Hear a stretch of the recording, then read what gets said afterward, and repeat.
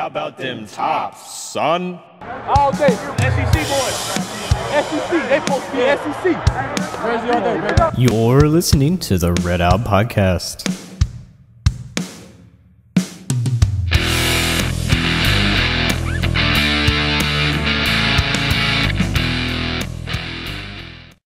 Welcome into another Red Out Podcast. I'm Jake. Hey, Devin in the house. Welcome to a new year, guys. And we also have Ross. How's it going, buddy?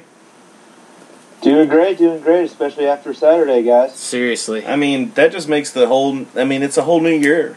New year, new world order, whatever you want to call it. This is awesome. I like that. Can we call, like... Yes, this is the new world order. That's what it is. I have to make a note of that.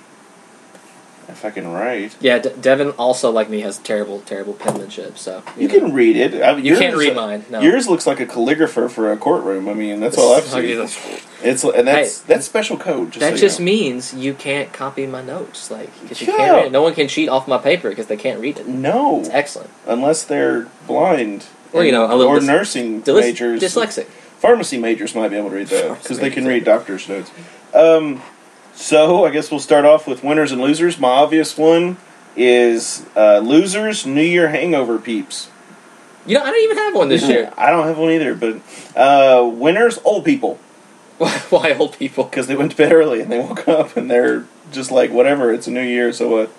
I survived another year. Exactly. I respect, my grandparents. They do not stay up to midnight. They're like, it's going to come anyway. I'm just going to wake up and at midnight, whatever. Dude, I'm here to tell you. So my wife last night went to bed. Yes. But was like, hey, you have to wake me up at midnight so we can have a New Year's kiss. And I was like, so wait a minute. You're going to go to bed. Yeah, exactly. I'm going to stay up an extra 2.5 hours because we're old people who go to bed at like 9:30 or 10. Yeah. And then you expect me to wake you up. So I just watched the new Ron White special and I was like, okay, fine. Whatever, Tater. That's awesome. But... I guess the obvious one from this past week, Wisconsin loser, Western winner. Yeah. Which... Screw them cheese-eating, ranch-drinking mole people. Tunnel Bob. Dude, seriously, though, how great is Tunnel Bob? I want to say, first off, somebody commented on your piece and was like, oh, it's so funny. And I was like, huh. So... somebody said something. Since I didn't write it, since I didn't post it, I didn't see any stats or comments. I just... Matt McKay was talking about it. He's like, oh, it was so funny, blah, blah, blah, blah, blah. So, bored one day, I was just sitting there on the pot doing paperwork, and I was like, hey, let's see what it is. So I started reading it, and it's really funny, so you guys should check it out on Towel Rack, and you can have a nice laugh, because we did win, so it didn't matter. Exactly, and not only, we can make fun of them, exactly, and feel good about it, unlike some of the other ones where I ruthlessly make fun of people, and then we lose. Yeah, but you get your jabs in, that's all that matters. I pulled no punches on the Wisconsin one. I was kind of nicer to St. Mary's, because I have nothing against the Gales, and they have a really cool mascot, or at least they do now, they used to not. But yeah, no, that's what we're going to talk about today. It's pretty much a basketball-centric day, because there's nothing else going on. We're not in any bowls or anything. No, Thanks. Yeah. Sanford, so. Yeah. So I guess we'll just talk about Wisconsin. How much they suck. Crazy atmosphere. The attendance is estimated at 76-14. We're supposed to hold 73-26. Yeah, it was standing room only. So mostly. Fire Marshal, don't show up, dude, because it's fine. It's fine. He was probably cheering too. Probably right. I was especially there, guys. It was awesome. It was the best I've ever seen there. And I went to the Marshall game and a couple other big ones last year, but it was great to see, all red in there. Even like the couple Wisconsin, but being the same day as the UK U of L game, I think I might have saw only 2 or 3 people even wearing UK gear, which was shocking to me. So yeah, typically the blue gets in. The local Bowling Green people. So yeah, I think you're going to have that everywhere, but I still love the fact that it was all red. Well, obviously, because Wisconsin, they're red too. But it's fine. Our red is better. Yeah, it's a Bowling Green crowd, and it's a top 20 team. Wisconsin was 15th. I don't. How far did they drop after that? Have they released? I actually haven't checked the AP standings. I haven't checked. They're still in the top 25. That's all that matters. So. That's right. Hey, that's still a great win. It helps Western's resume. Sadly, they need all the help they can get with losses to Missouri State, Indiana State, and Central Florida. Those things didn't happen. The coach said it's a brand new season, guys. Didn't you hear him in that really cool video they posted? It's a brand new season. Sure. Just saying. So I've come to the realization that, our at-large is pretty much doomed unless we ran the table in Conference USA. I mean, if you did that, you'd finish, 25-6 or something like that. But if we do win the conference tournament, all these wins that we've stacked up, we're going to get like an 11 or 10 seed or something really good that's going to give us have a shot to win a couple games in there. So we get in, even though we're frustrated by those crappy losses, the wins are going to outshine that when it comes to comparing us to Murray or Belmont or whoever. Absolutely. And I mean, talking about kind of the March chances, I firmly believe at-large is completely shot. When you're a group of 5 school who is not a perennial like Power 6, Power 7 league, right? The bad losses, I firmly believe, hurt you more than great wins help you, because you don't get the benefit of the doubt that a lot of perennial powers do. So if we were sitting 9-3 right now, or let's see, we're 13. If we were sitting at 10-3 right now, I affirm, and you erased all those bad losses and had all these good wins, we would have an at-large shot. Right? Yeah, absolutely. If it wasn't for the 3 bad losses, we just don't have any margin for error. No, and we don't. And I was actually thinking about it there. It's like, okay, we're sitting at 7-6, so it's a 13 games. So how many more games that leaves? It's like 17-ish games, a 30-game season, right? How many can you afford to lose and still be seen as, like you're talking about, that 10, 11, kind of 12 seed line if you were to get in? And then you start looking at, okay, well, let's say it's not double-digit losses. Let's say we stay out of double-digit losses. So could you go through 17 games and only lose, say 3 of them or 4 of them? Is that feasible for the tops? 3 games is, I don't know. It's pretty tough. I mean, especially with North Texas sitting at 13-1 right now. I will believe North Texas when I see them in conference. Yeah, I'm kind of a show-me person too, and them being from Texas, everything's bigger there. But it's okay. Here's my only thing with North Texas. Like we talked about in the chat, any team that's only lost 1 at this point in the season is good. They're good. I'll give them good. That's fine. How good? I do not know, because the only team they've actually played that's like a proper Power 5, like a real team, they lost. Now they were able to beat Indiana State, which we weren't able to do. Now, okay. Oklahoma was the team that, they lost by 16 to them. So. Right. Yeah, they lost to Oklahoma. They beat Hawaii, which they have to import basketball, so that's understandable. Exactly. Yeah. And they beat Maine. And like you said, they beat Indiana State. So, I mean, and they threw up 103 against Rice, which I don't know how Rice is. I just assume Rice is bad. They're 5-9, apparently. I assume Rice is bad. Yeah. But let's talk about the Wisconsin game. What are some takeaways that you guys had from it? Ross, you want to go? Yeah, since you were there, buddy, Sure. we'll let you talk about it. Oh, yeah, sure. I've got about 3 or 4 that I really want to hit on. First would be kind of Bassey's play. I mean, he was very efficient looking at the stats. I think he only missed 1 field goal the entire day. Yep, 7 of 8. I mean, you had another big... He shows up when he needs to. I mean, every time he plays a big quality big man, this time, All-American candidate Ethan Happ, he goes for 19 points, 4 blocks. I mean, he just dominated the inside. 6 rebounds, 2 assists, 5 for 5 from free throw line. I mean, he was just amazing. And, I mean, that was the first time I'd seen him in person, first time I got to see Western. His leg, his knee is a different, I don't know if it's been cupped or... It looks like his knee has a giant bruise on it still, and he's just wearing a little rubber band on it. I mean, it's amazing how much he shows up when the opponent's the biggest. The thing is, can he show up when you don't have Wisconsin or Arkansas or whoever on your schedule, and you have to, come on, FIU. I mean, that's what I want to start seeing for him, some more consistency against our lesser opponents. Now, I definitely agree with that, and he has shown up. It's almost like when he has a challenge, he takes it seriously and plays hard. But if he sees it, I mean, like they said after Troy, I mean, they literally just were like, we took it for granted, we're sorry.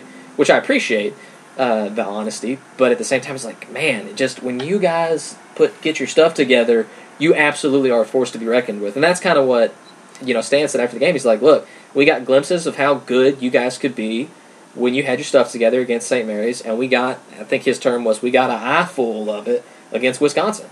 Yeah.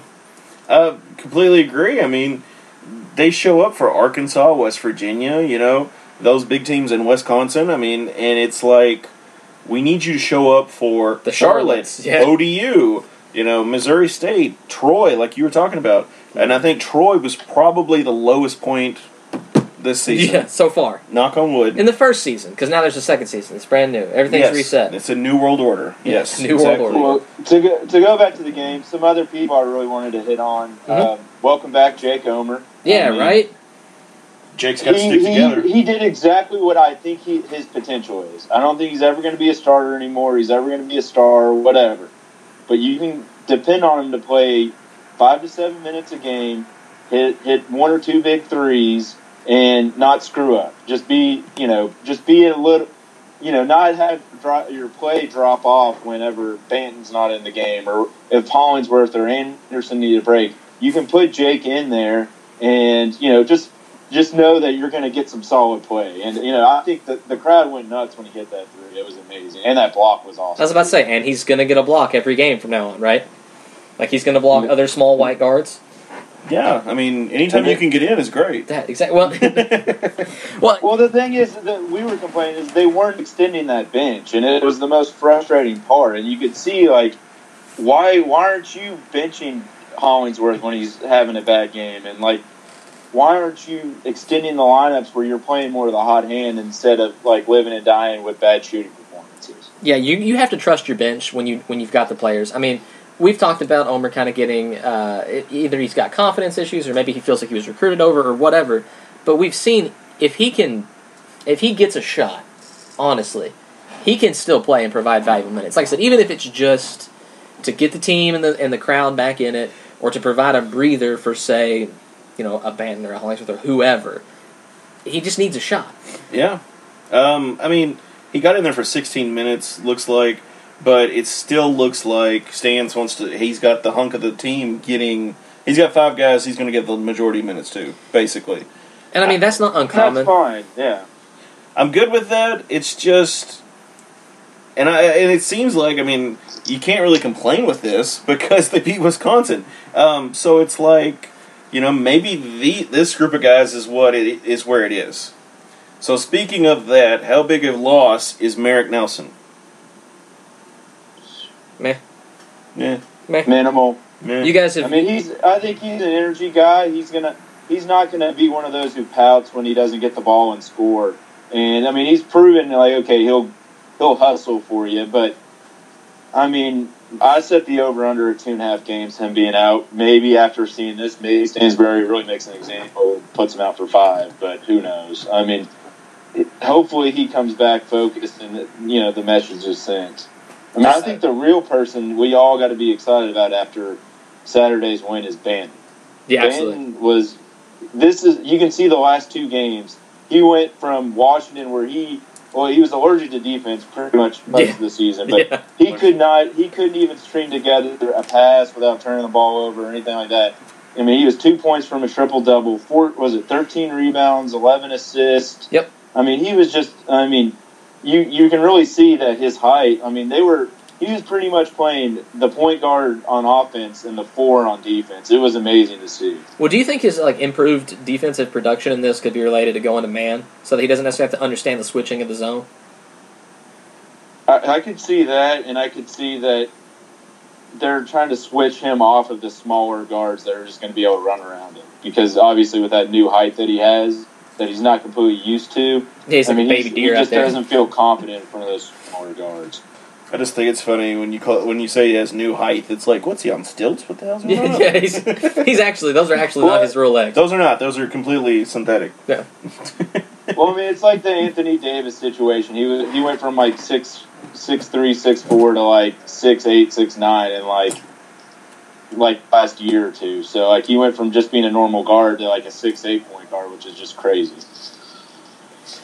Yeah, sorry. It does give you your center of balance is different. I mean, Yeah. it is a weird thing. I look for Benton to continue to improve. For me, the things that I really thought were amazing was one, overcoming the Wisconsin smothering defense, because they'd only been allowing 61 points per game up to this point and had wins over the likes of ranked Iowa. So that super duper impressed me. I think ball movement had a lot to do with that, and being able to get the right guys in the right position. And then actually playing defense. I know that the Badgers scored about what they normally do, but that normally wins the game for them. Yep. But Western was able to, and I'm not sure what it was about playing man defense, but they were able to keep the distance in themselves and were able to play 3-point defense, which is something they have not been able to do all year. Yeah. And I know that Wisconsin came into this game shooting 40% from 3, and they ended up holding them to the high 20s from 3-point range. I think Davison had a lot to do with what they were able to score, which we can get into Floppy McFlopperston in a second. But that was my key thing was they sat down on their assignments and didn't allow them to take advantage of the 3, which probably led to the win. So they were able to get. I mean, Happ, even though he wasn't as efficient, 23 shots though, they made him earn his points. Right, exactly. He wasn't as efficient as he normally is. He still got points, but when Price either, but when that was a key thing. Davison perked up a little more, and I don't know if that's because he responded well to all the boos.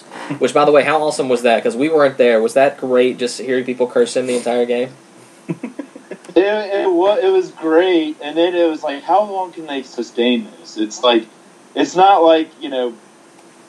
he was a guard, touches the ball so much, it kind of became hard to sustain. When he airballed after the boo and all that, it was awesome, but as the game got by, it kind of got a little tedious a little bit too, just to keep saying just keep booing this guy who's going off, who ended up going off for 26 against you, so.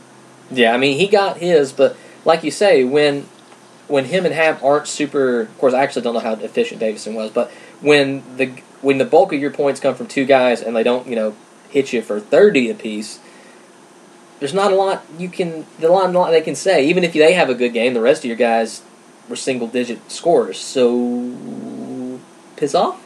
Well, I mean, yes and no. I mean, but look, I mean, even if you look at our numbers, we didn't have 26 by any means. We had 22 with Hollinsworth and 19 with Bassey. Yeah, 4 guys in double digits.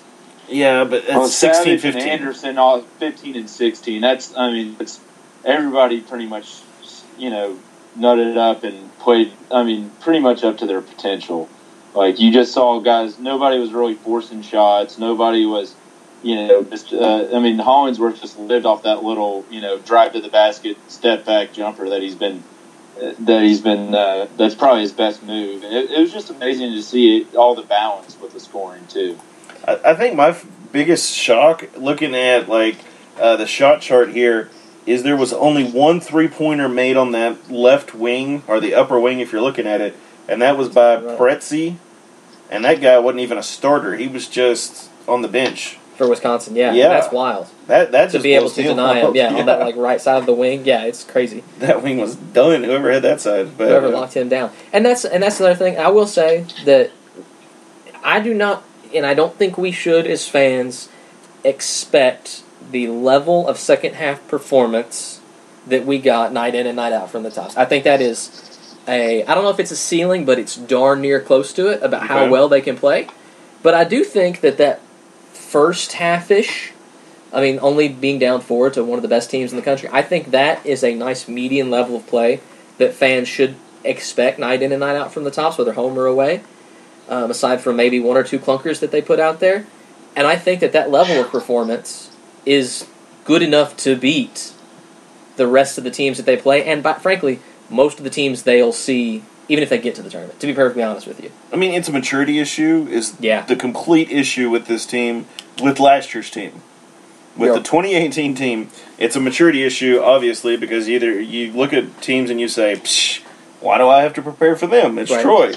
But I think the second half. To say that as talented as they are, it's all freshmen and sophomores for the most part. If we look across the thing, Savage is a junior, but But I mean, him and Bearden aren't vocal sophomore, leaders. Anderson freshman, Bassey freshman, Band freshman. I mean, that's a lot of people, a lot of lower classmen that, it's taken time to gel, and it's been frustrating to see. But when we're on, we're on.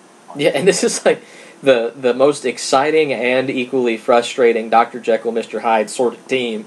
And it's like, God, but that's the thing. And that's kind of what I said. I think I said it in the post once. It was, we cannot change the crappy losses. They're here. No. Our record is what it is. The resume is what it is for the non-con. So all you can do is go and get the best conference tournament seeding you can get, and then try to win a couple games in a row to get in the tournament. That's what you have control over that. Now go do it. I think exactly. You want to know what blows my mind? What blows your mind? This is only our second winning streak of the season. That does seem odd. That does. I agree with that. Yeah, we won UT Martin to West Virginia for 3 in a row, and then we alternated losses, or had 2 losses in a row. Beating St. Mary's in Wisconsin was the first time we put back-to-back wins on the board. I'd say we played 5 great quarters in a row, or great halves in a row, starting with the second half of that Belmont game. Well, there goes Charlotte. Yeah, right? Now we got Charlotte. What's going to happen? Exactly. God, as superstitious as I am, we're screwed. It's like we're host. Everybody, sacrifice those chickens. Say your rain prayers. Whatever you got to do. Do the little snake against the locker, Major League style. Absolutely, love that movie. I think we'll have with the momentum coming out of this Wisconsin win. If you come out pumped and not overinflated ego, I think you can take Charlotte and ODU very easily. ODU's pretty good. ODU very easily at all. But ODU's pretty good. Charlotte, yes. Charlotte's like 3-8 or something. ODU is okay. I'm sorry, they're 10-3. Yeah, ODU's Yes, us, okay. Old Dominion, and North Texas are kind of right now seen as kind of the better teams. UAB also up there. We'll see what Marshall looks like. Marshall is right with us basically. So that could be a really good game. That absolutely should be a good game. And that'll keep the rivalry going for another year. Especially because they're in the middle is completely gutted. Let's just hope that we get the last second shot this year. I don't want to come win. Down to that last I second agree, shot. but I want to win the conference finals by 30. I watched a little bit of that Marshall-Virginia game yesterday. Oh, God. You haven't seen that? Have you seen that? Oh, man. You can tell Marshall really misses Pineva, their big man. That, basically, if they're not hitting shots, they don't play enough defense, and their guards don't carry them. So, basically, if Western comes out and is ready to lock down on defense, I'm not as worried about Marshall as I was coming into the season. So Devin didn't see the Virginia debacle that Marshall. So I didn't see there, but I saw you guys mention it, and so Virginia. Ooh. Just in case you're wondering, who's a really good team. No, they're an excellent team. They're really good, even though they lost to NBC, whatever. Yeah. They routinely only score like 53 or 55 points and win. They're known as a super duper heavy defensive pace team. Yeah, and he's looking at their stats now, or their scores now. You see 60s, 50s. But they scored. I think this is the first time they've scored 100 in Tony Bennett's career, or at least with Virginia, and it's like, holy crap!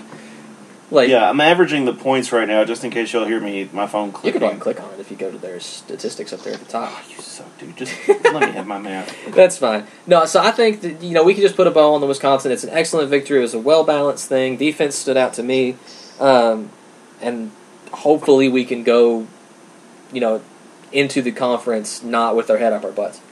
I would like to see us come out towards the top of the conference. Not win out, because that's kind of unfeasible. Yeah, it's like that. But I think it's a possibility to come out towards the top. And depending on how the cards fall, you could come out first or second conference. Of course, they were predicted to win the conference, and then that kind of got pulled pretty quick. But I'd say talent-wise, we have the talent to win the conference.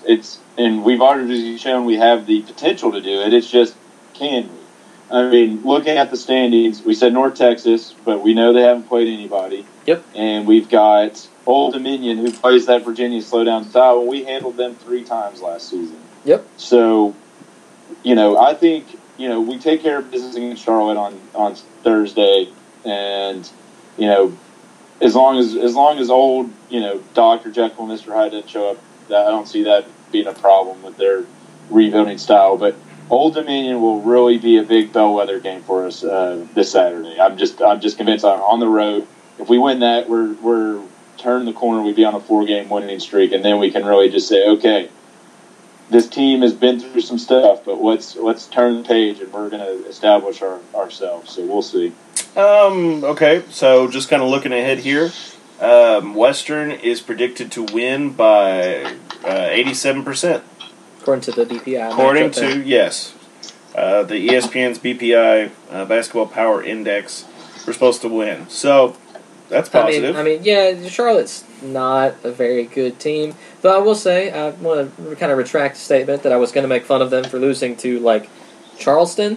Because what the hell is Charleston? But apparently they're, like, really good and have some wins over, like, some great teams. And they're going to win their conference and, like, be a tournament team. What is Charleston's mascot? That's what I want to know. Who knows? I don't know. Now I got to look this up. What is it? Cougars. Do you just know that off the top of your head, Ross? It's kind of sad, but... Or did you just make that up? Oh, that's my friends. I'm the king of useless knowledge. The king of useless knowledge. Congratulations, he was correct. Nice, yeah, the Cougars.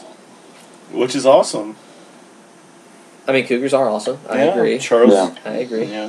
Looks like got a score update for you Kentucky fans. Looks like the Wildcats beat the Nittany Lions. They held on. They only tinkled a little bit down their leg, not a full-blown urine stream, so that's good. Yeah, it survived a 27-7 lead and held on to 27-24 and ran out the clock. So the first Cats time had their biggest season in 4 years. Yeah, first time they've had 10 wins in 40 years, probably. This will be the best UK season that our lives will see. Oh, no doubt. Easily, yeah. I mean, hey, I'm completely happy for Kentucky because if football is good for Kentucky and Louisville and Western, then it's good for the state. I mean, that's my I'm just outlook. interested to see what happens to them when Josh Allen's gone. I mean, and the rest of their defense. The best player I've ever seen. Josh Allen is a beast. Them. What's that? Josh Allen is a beast. Yeah, yeah. He is a legitimate D1 monster. prospect. I mean, and it's funny that Kentucky ended up with him. I mean, because Kentucky historically is not a place that athletes like Josh Allen go. Josh Allen typically... Well, he was only offered by Monmouth, I think. Really? He was just like a basketball player. Yeah, he was a diamond in the rough that only had... His sister played basketball at U of L, Mahisha Hines Allen, but he only had an offer from Monmouth and developed into just a stud just because he had the size and obviously the heart. It was amazing. That's pretty wild. Actually, that's a fun tidbit. As I don't really follow Kentucky's. I think it's funny. Sports. I didn't know Hines Allen was his sister. Yeah, that's pretty cool. Why is it telling me that again? Gotta love looks those like ESPN Benny updates. Snell has broke the all-time rushing record at Kentucky too. All right, enough Wildcats talk. How'd that UCF LSU game go? LSU pulled away. Yeah. They were up 40 to like 30 or something. With it's still going on, but it's pretty much over. It's right? pretty. Yeah. UCF just doesn't have the horses. I always go for the little guys. I think it's funny how I would love to get to the A team so we could just, if the stars aligned, Western ran the table and it's 40-30 with 2 minutes left. But just give the little guy a shot. I mean, everybody was excited about UMC beating Virginia in basketball. Why not give the G5 a shot? Even if there's a sacrificial lamb, 9 out of 10, they still deserve. They lose 29 times out of 30 and they win that once. How big a deal would that be? Oh, absolutely. Well, in the words of Jim Carrey, there's still a chance. I mean, so you're saying there's a chance? Exactly. So I hate to kind of railroad the talk, but March. Is it too early to talk March or what? It's never too early to talk March. No, I mean, it's the best time of year as far as basketball goes. It's my favorite sporting time of the year. There's nothing like the NCAA tournament. There's not a thing. And like we said, look, right? Unless a miracle happens, Western's not getting at-large bid, so they have to go win the conference. Yep. And I think they have a Frisco, baby. Frisco, God, what a... Ross, how do you feel about that tournament setup? I hate it but actually, I think it's cool. But it's basically they put it in an area where none of the good basketball fan bases of Conference USA can get to. So like, it's in a cool building. It's cool everything else, but like. When you think of the basketball schools in Conference USA, you think us, you think Marshall, you think UAB. Yep. Well, none of the West Division teams really move the needle when it comes to passionate fan bases for basketball or even history. UTEP's the only one, and they're 10 hours from Dallas. So, like, what are you doing? My main problem with it is the setup. Yeah. It's set up like an AAU tournament. There's a curtain between them playing on like two different courts at the exact same time. When I found out about that last year, like because last year was the first time they've done it that way. Isn't that right? Yeah. Yeah, it's a freaking joke. They're in Birmingham before. It's like, what? What are you doing? Seriously, you're treating them like a bunch of 16-year-olds who don't know how to play defense. Blows my mind. Is an absolute. See, I'm a lot stronger on this one. I think it's an absolute travesty. I think the conference is stupid for doing it that way. I mean, the only thing I say is it probably saves money. And they're so cheap, they don't want to spring for letting them go, in different buildings, or at least with more than a curtain between them. Like, are you kidding me? It's like a really bad hospital wing. Like, yeah, the curtain is what makes me say ghetto. It's an absolute joke. It is an absolute joke. Ross, do you know of any other conferences that do that? No, I mean I've seen Western play in Hot Springs in a ballroom, but they played they had two different things, and they played their main games in an actual arena. Went to the thing in Birmingham a couple of years ago. That was an easy try. I'm just mad because it's a lot harder for me to get to. Well, yeah, I mean it just seems unfeasible for Western fans to go to that game. Like I said, like any actual basketball fandom is not going to go. And I mean, the crowds at some of these things are already pitiful. Yeah. I mean, like even when the Big Ten did, so the Big Ten's doing theirs. In, like, freaking New York. They bounce back and forth between New York and Lucasville, and it's like, you realize no one in New York even knows this is going on. Everybody was like, oh, it's a great atmosphere. I was like, no, the lower bowl was a great atmosphere, but you guys are playing in New York when real stuff's going on. Like, nobody cares. Exactly. Like, play in Indianapolis where people actually give a crap about you, or, I'm a fan of, like, NIT-style stuff, man. Like, I know it's over the course of a weekend, so that's not really feasible, but you want to make the regular season, if you're not going to make the regular season champ the actual auto bid, you want to make it like the seeding really matter, not just like one bye against a crappy team. Put some like home seeding on it. So 1 and 2 get home games, or 1 gets to play it at their arena, or like close to them, like you do with a regular regional. Like then you're talking about the season really mattering. Yeah, I mean that could be really cool with East West, and then. Then whoever has the best record gets the final game or whatever. I would rather do that scenario than do the Dallas curtain ghetto setup, because I think Little League teams do that. I mean, right. That just sounds, even they get their own fields. Yeah, I mean, they even get their own times to play individually. But it just sounds really bad. And even if you did the first, say East West, do it, Friday, Saturday, Sunday, final on Monday or whatever. I mean, feasibly, that could be really cool. Literally anything is better than what they do now. Literally. Exactly. Well, the biggest problem is the conference is so spread out. There's just really no good spot. I just say you cater to your bigger fan bases that actually care. So yeah, sorry, gonna make more money. Sorry, Russ, you don't get a vote. Well, you suck anyways. I mean, even for instance, like let's just say the season ended today. You've got North Texas, which is Denton, Texas, which is like right above Dallas. And then, have Norfolk, the West. Virginia, and Bowling Green, Kentucky, the 3 top teams. Yeah, I mean, and then you got ODU, so everybody goes to Virginia, which is fine. I'm fine with that. All the East goes to Virginia, everybody else goes to Texas, and then whoever wins out, so since North Texas has a better schedule, you go to Dallas or Denton or wherever. I'm fine with that. Or if nothing else, try to split the. Just don't put in Texas. Even Memphis would be fine. I always loved Nashville as an idea, but they could never pull it off. It was annoying to me. Yeah, I always thought Nashville would be great. Yeah, it would be really good, but hour away would be awesome. Yeah, I mean for Western fans, it'd be great. It'd be real red. Yeah, and Middle fans and UAB fans, and then no, we always at least forget it's about a destination. We always forget about Middle because they're the back fat of Nashville. Straight ditties. Well, I mean, they don't have fans too, but still. Yeah, until they want to complain to Western fans, yeah. But, March, I mean, Duke's probably going to cruise, don't you think? Or do you think they're going to have issues? No, I mean, I They'll think... lose a couple. Yeah, everybody's... I mean, they've already lost, to the Zags and... Yeah, which... Is that their only loss? I think so. That's what I'm kind of trying to pull up real quick. But I don't know. I mean, as far as the actual tournament goes, I mean, it's always okay, here's your blue bloods spread across the, overall top, 16 seed, your first four, and then the rest of it. I don't know. Yeah, Zags. Yeah, it's their only loss. I think it would be funny to finally see Virginia do something in the tournament, just because they're so hilariously bad at choking in the tournament when they win the regular season. Dude, are they like? Does Peyton Manning donate to them? Because he's the only person I've seen choke worse than anybody. I mean, a little bit of Tony Romo, maybe. Maybe, but he's got back issues and shoulder issues and hip issues, and I mean, he's more machine than man at this point.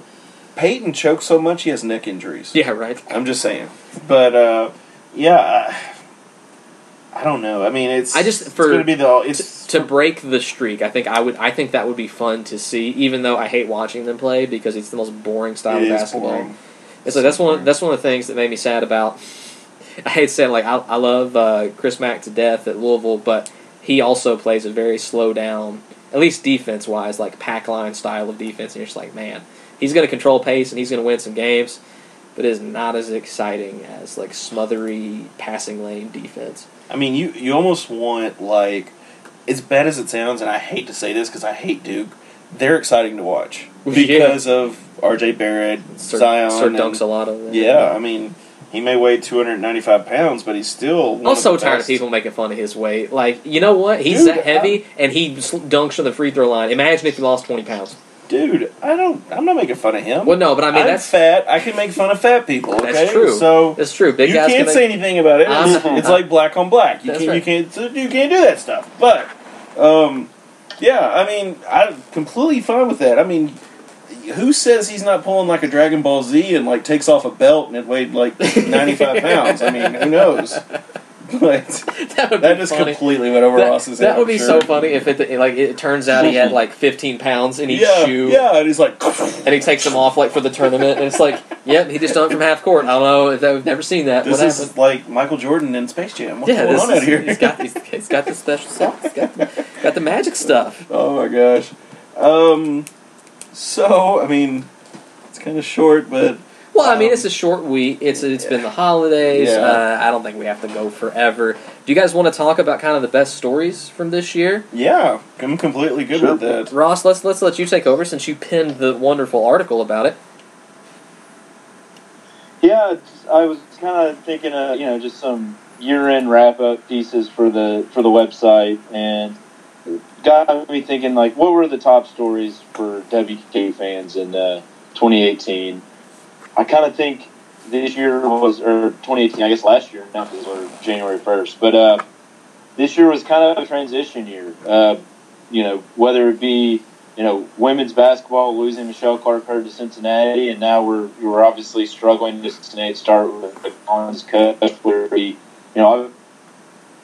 the football team going from, so many bowl appearances in a row and all that, and then basketball, we're trying to see if we can transition from perennially losing to that great NIT run. Now we're trying to see, if we can take that next step. So I think this year was really a year of transitions, and had 5 stories that kind of pointed that out. So, I'll let Jake go next. He's got a list actually. Well, yeah, I actually did because I didn't know if we were going to go this way or it's just our favorite memories from the year. And for me, I kind of went 3, 2, 1. And it does follow yours, kind of. My number 3, most exciting story was the Helton hire. I thought it was a good hire. I still do. I'm very excited to see what the team does next year, the recruiting to continue to get better, that sort of thing. Number 2, the opposite side of that was the Sanford fire. As bad as it sounds, I was real excited about that. I was happy. You're never happy to see your team suck, but you are happy to look at what you consider to be the root of the suck. to be pulled out. And then my number one, and kind of we talked about, before we started recording, was Bassey's commit. I was in Lexington, I wasn't paying attention to the news, and a buddy of mine calls and was like, "Oh yeah, Charles Bassey just committed." And I was like, "No, you're lying, or that's a fake Twitter that you're following." And he's like, "No, dude, it's like all over the news. Get on your phone." Sure enough, I did, then danced around my hotel room for like 20 minutes before going out to dinner with my wife because I was so pumped because Mitch Robb burned us, and I thought it was all smoke. I didn't think anything was going to happen until it did, and looky here, he got cleared, and he's playing and a major contributor. And also, my favorite story to read, which not many of you did, and I will hold it against you forever, is my assessing the adversary for Valpo, because that thing was so damn funny. Like, the Orville Redenbacher and all the poop jokes I made are perfect for our demographic, and only like 200, not even 200 people clicked on that, and you all should be ashamed of yourselves, and you should go right now and read it, even though it is in the past, because it is funny as crap.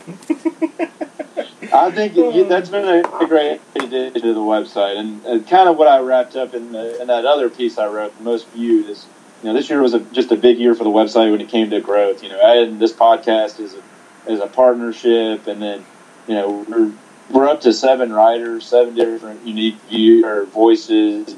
There's a lot of stuff that drives the bus between the recruiting, the hot take, like thought pieces, like the utter disaster piece, or it was good. Sam's letter about Samford and all that kind of stuff. And then there was even just weird breaking news that like people like just love. I mean, I can see that if you're listening to this podcast, you're probably reading the website, and if you're reading the website, you're a diehard fan. And I can just see we're on the verge of something big here this year, and it's exciting. I mean, obviously, we're mid-major school, but it's just cool that we've got a group of passionate fans that care enough to read our stuff. So, which it is super awesome. Some of my friends were complaining about their Twitter experience. They're like, "Man, people are just so angry, and I hate Twitter." And I was like, "Dude, I love my Twitter. Like, it's the same 50 or 60 people talking, and it's a really good like group of vocal like fans, and it's like, I mean, we won't talk about the Facebook group 'cause sometimes there's some people that may have interesting and dumb opinions, opinionated, but it is really awesome to be able to like, this is a space where I go and everybody is a Tops fan, everybody is rooting, we're all going in the same direction even if we have differing opinions.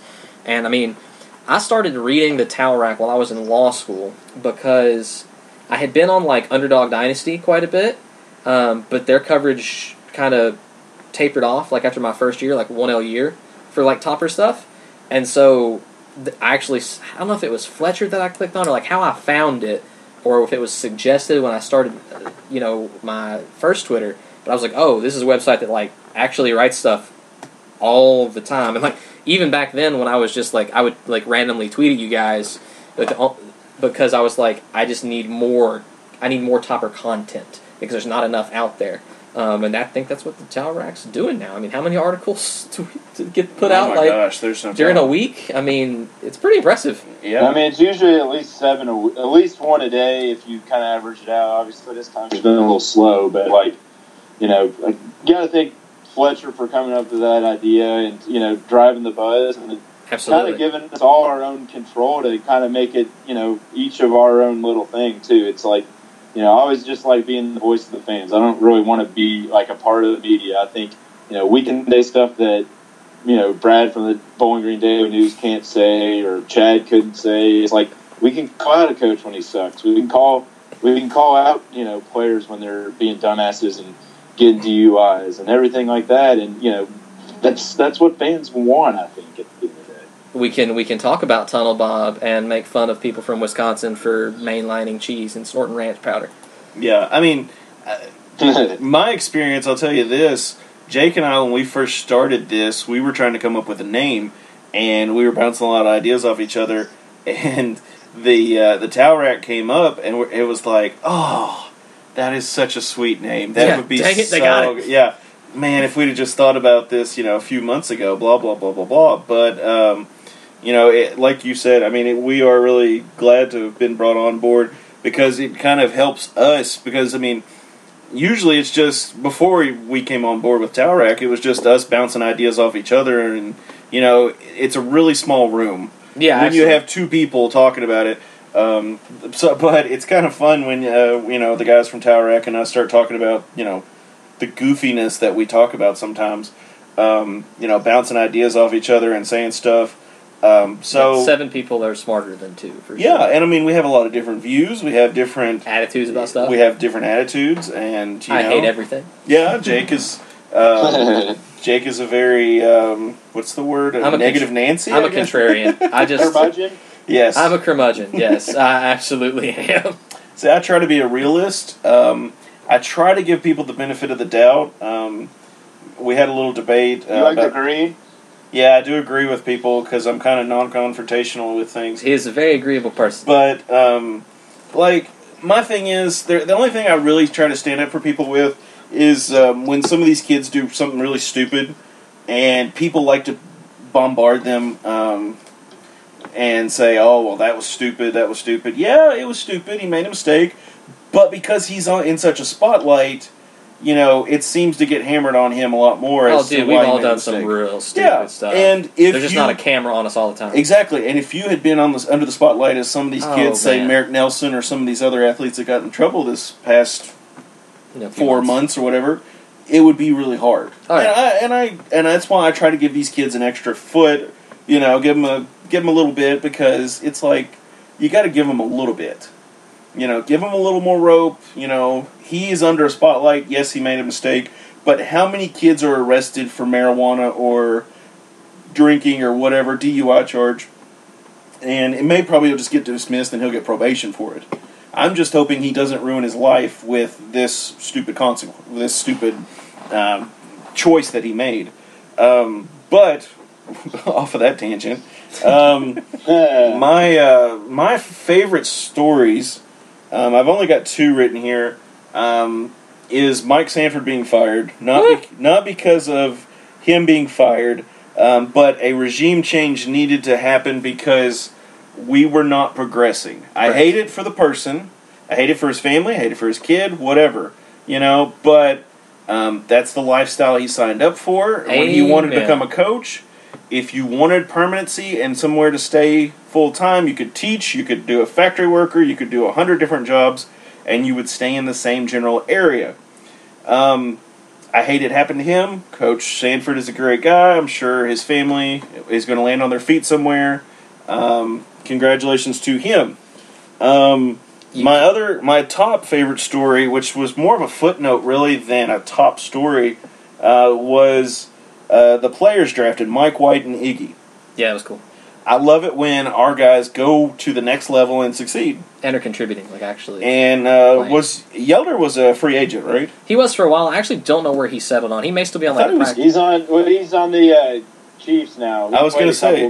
He's at the Chiefs? Okay. But he's on their active roster. Sweet. Yeah, and I love that. Because that dude, I love Deion Yelder. And if you listen, buddy, we'll have you on anytime you want to come on. Absolutely. But...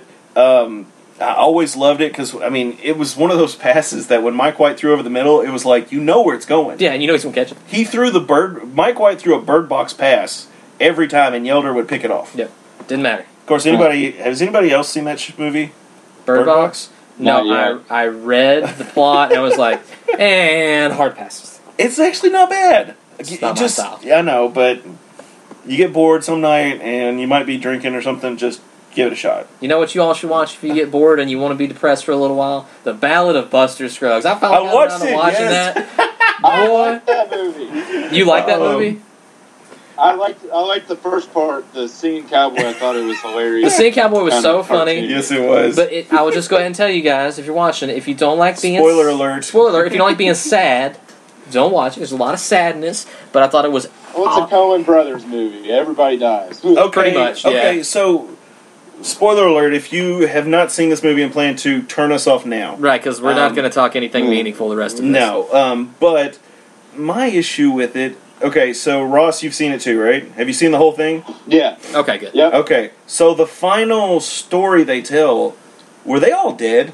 I thought they were, but I don't think so. That's what I was wondering. So it made it seem like in the whole thing that... Oh, we're retrievers. We're of souls. We're we're bounty hunters, basically essentially of souls. And so I thought that's what it was. I thought they were taking them to hell. But Yeah, and then they actually like pull the dead body off and like, drag it in. I was like, oh.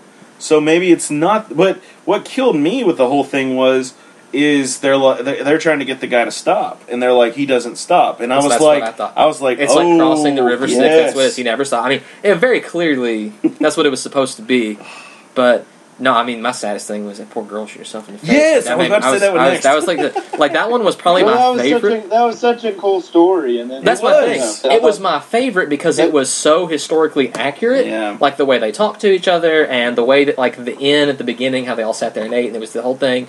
The guy fake killing the dogs. I'm pretty sure he didn't actually want to kill the dog. He like told her. What was so funny though is, of course, I'm sitting there watching, and I'm like, "Is he really going to kill that dog? What a ass." That was my thing. I was like, "Oh man, the dog's gonna die." He's going to kill the dog. And he's like, "Ma'am, it just ran away when I went to shoot it, but he probably won't be around very long." And then he barks the whole day. Even the name of the dog, President Pierce. That like practically. Yeah, President Pierce. He's a fan of President Pierce. Like, what kind of dumb? Who names their dog President Pierce? But what I thought Lincoln, I get. Yeah. Pierce. Yeah, well, of course, that was Prairie Schooner days. You never know what year it was. Yeah, I mean, that was actually, like, I think Pierce might have been the current president. Yeah, it was probably pre-Lincoln. But then it was actually, it's two post-Lincoln, maybe. No, because it went Johnson, Grant. So it was like 3 after Lincoln. You're talking like 1880s. Sure. But still, like, we ain't licked yet, and he's killing all the Comanches. Like, yeah, go, this is freaking great. And then she shoots herself in the face, and I was just like, man... Well, I wanted that happy ending so much for her, and then of course it was. What about the Prospector one? I thought that one actually had a decent. It did. That one and Buster Scruggs were the only two that had like proper happy endings. Yeah. Well, Buster Scruggs really wasn't a happy ending. He's going to heaven, even though he just viciously murdered 30 guys. But he had a code of honor. I think is what kind of set him apart from other killers. I just love the way that he talked the whole time. Yes. And what killed me with him is he thought he was... The guy who killed him was the guy from Old Crow Medicine Show. Was it really? Yeah. Explains why he sung so pretty. That's right. But yeah, I did love that. I enjoyed it. I watched that. Sarah stayed home. She didn't come back because I had to work Christmas Eve half day before I came back home. So she just stayed with her family that weekend, and so that was the time because I knew she wasn't going to watch it. No. So if my wife don't want to watch it, I hate putting in the headphones and just sitting there. Yeah. So I was like, okay, I stayed up way too late watching it though, but I watched it over the weekend. I was like, man, this is awesome and viciously depressing all at the same time. It was, but it was really good. Really well written. It was just well done. I love The Prospector. The Prospector was one of the better stories. Didn't hit nothing important. Yeah, when that dude shot the Prospector, I was like, you got to be kidding me! I was like, that little son of a biscuit. Yeah, I was sad. I was so sad. But great stories. So go watch that, guys. It was really good. Yes, please don't let us spoil it for you. Watch. So did you turn around on that, Jake? About what? Did we turn your opinion around on that? Because when we started this conversation, you're like, man, that was very sad. Now you're like, it was actually pretty good. No, it was so it can be both, I believe, and usually I don't like those. Stories can be both, yeah. But I typically don't like stories that make me feel bad. But I think it's almost like going to the dentist. Like sometimes you just need to feel bad so you can feel good. Yeah. And I typically hate depressing things, but that one was so well done and just so enjoyable that even in the depressingness of it, because it was, I remain unchanged. It was a severely depressing set of stories. But that's life. Exactly. I mean, even in the Old West, and that's what I thought captured it best is that it kind of told the story of some people that lived out there and the choices they had to make, and some of the hardest choices you had to make, because eating a bullet is, God, yeah. No. I mean... I was kind of hoping he would bash the guy's brains in with a hammer, though. That's instead of shooting him in the face. That was kind of what I was hoping for. As soon as he got popped with that, I was like... with that axe or hatchet or whatever you want to call it, I was like, oh, crap. I was like, oh. And then, of course, I was like, she shot herself. I know she did. As soon as that dog's barking, I'm like, yep, because she would have smacked that dog with that gun or something. I was like, man, that was so bad. Oh, we lost Ross. How does this always happen? Literally every time, guys. Ross, get your stuff together. Oh, still accepting it. Yeah. Things are happening. Technical difficulties. I'm not the West Texas crooner of Buster Scruggs, so I cannot sing well. Nor do I participate in Old Crow Medicine shows, so I also cannot sing well. Yeah, whatever. I sing loud. I'm not a typical person that likes those sing-along shows, so... I know, but was it good? Yeah, well, I mean, I'm just like sing-along shows, like La La Land and all that crap. I don't do that. I like La La Land. It was pretty. My wife loved it. I did not watch it. Ross, have you seen La La Land? Yeah, it was okay. Yeah, it was okay. The ending I didn't really like. I thought they could have. I don't know. But other than that, it was okay. God, we should start a film review podcast. That's what we should. We should just just carry it on into the next. Yeah, right. Ross, you got anything else, bud? I'm out of takes for the week. Just Happy New Year. Glad to be part of the podcast every once in a while, guys, and keep up the good work. And let's beat Charlotte and Old Dominion and get re-geeked out about this team. I think the number one thing is, okay, we went from to the lows probably after that Troy loss. Yep. Now let's put it together and let's get everybody excited again. Let's take what we did with Wisconsin and build on it. Absolutely. That's all I got. Yeah, and let me do this little plug real quick, guys. If you enjoy the podcast, don't forget to subscribe on YouTube, subscribe on iTunes, and follow us on Podbean. And always remember that we will try to put out as much content as possible weekly. We try to do at least one show a week, unless some crazy news comes up, and we do a reactionary one. We will do a reactionary quick podcast for you, and we do the clips because sometimes these shows go for about 55 minutes currently. So I know we understand that you can't listen the entire time. So if you want to listen for 20 minutes here and there, we completely understand. Currently, we are sitting at over 600 downloads. Really? So, yes. Sweet. Yes. So, fun fact for you all. Subscribe. Yep. So, like and subscribe, and check out the Towel Rack for more content daily. And, if you feel real frisky, put $20 in an envelope and mail it to us. That'd be fun, too. Yeah, I haven't turned on the Patreon because actually don't do that, guys. You're not supposed to mail cash. I was just kidding. Don't actually mail cash. Gift cards or Amazon gift cards and checks. You can send us checks. Yes, we're fine with that. We're 97 years old. we use checks. Yeah, I told somebody the other day, I was like, checks is a sign you're old. If you write more than 5 checks a year, you're old. I'm still working off a book of checks from U.S. Bank from 7 years ago. Dude, I'm pretty sure I got one from 10 years ago, and I still haven't gone through it yet. And my Fort Knox ones, I think I've used 2. That's hilarious. Okay, guys. As always, love talking to you guys about sports, and go Tops. Go Tops. Go Tops.